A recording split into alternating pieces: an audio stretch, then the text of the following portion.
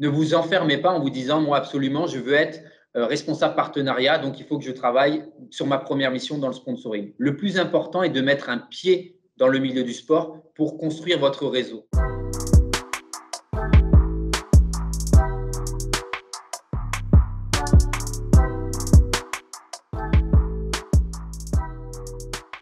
Tout d'abord, il faut être sur les réseaux sociaux qui sont, on va dire, des supports en termes d'information assez conséquents. Twitter, LinkedIn, Facebook, TikTok, pour déjà commencer à voir et à benchmarker l'ensemble d'activations que les sponsors mettent en place. Ce qui se fait en France, mais ce qui se fait aussi à l'étranger, en Europe.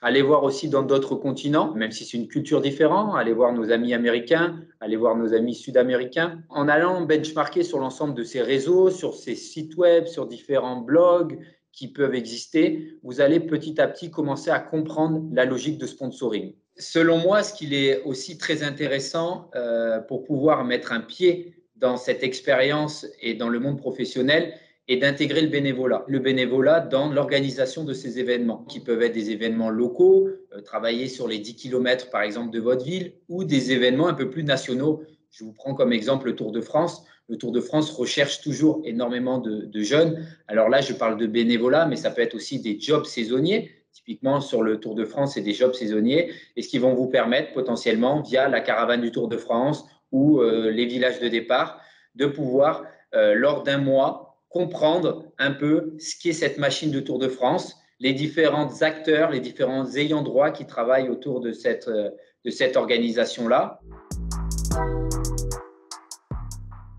Pour moi, les principales compétences d'un junior, chef de projet, partenariat, sont tout d'abord d'avoir de bonnes relations humaines et de réussir à créer de bonnes relations humaines. Vous allez travailler autant avec la billetterie que la communication, que le marketing, que le digital, que les relations institutionnelles. Et il va falloir aussi être proche de votre partenaire. Ensuite, on va demander à ce jeune diplômé qui rentre dans notre équipe d'être rigoureux et d'être proactif. Des fois, le partenariat est géré par l'entité commerciale. Il est des fois géré par l'entité de communication. Et ils ne sont potentiellement pas au fait de savoir comment s'active un partenariat. Et c'est là que vous et que nous, on doit leur expliquer l'intérêt du partenariat et leur montrer comment l'activer, leur montrer comment le faire vivre, comment le nourrir. Il faut aussi avoir un sens commercial. On est comme un responsable grand compte dans une entreprise plus lambda.